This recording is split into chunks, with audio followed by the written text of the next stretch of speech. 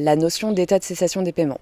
C'est une notion qui est clé, c'est une notion boussole dont le dirigeant devra toujours se référer pour essayer d'estimer un peu la santé financière de son activité. Qu'est-ce que c'est l'état de cessation des paiements? Et lorsqu'une entreprise ne peut pas faire face à son passif exigible avec son actif disponible. Alors ça, c'est la définition juridique. Et la définition concrète, en réalité, c'est quand mon entreprise, avec mon cash, c'est-à-dire ce que j'ai en caisse, ce que j'ai à ma banque, mes autorisations de découvert non utilisées, donc toutes mes disponibilités, avec ça, je ne peux pas faire face à mon passif exigible, c'est-à-dire toutes les dettes qui sont échues et qui sont dues.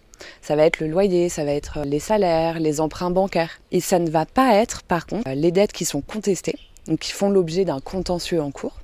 Ça ne va pas non plus être les comptes courants d'associés dont le remboursement n'est pas exigé. Ça ne va pas non plus être les dettes qui font l'objet d'un moratoire. C'est-à-dire que si j'ai réussi à négocier par exemple avec l'URSSAF un moratoire sur 12 mois et que ce moratoire est respecté, ce n'est pas une dette qui entrera en compte dans l'état de cessation des paiements. Cet état de cessation des paiements, il va vous permettre de définir vers quelle procédure vous tournez. Si vous êtes en état de cessation des paiements, vous ne pourrez pas bénéficier d'un mandat ad hoc. Vous ne pourrez pas non plus bénéficier d'une sauvegarde. À la différence, si vous êtes en état de cessation des paiements, vous pourrez bénéficier d'un redressement judiciaire, voire d'une conciliation, si cet état de cessation des paiements se limite à 45 jours.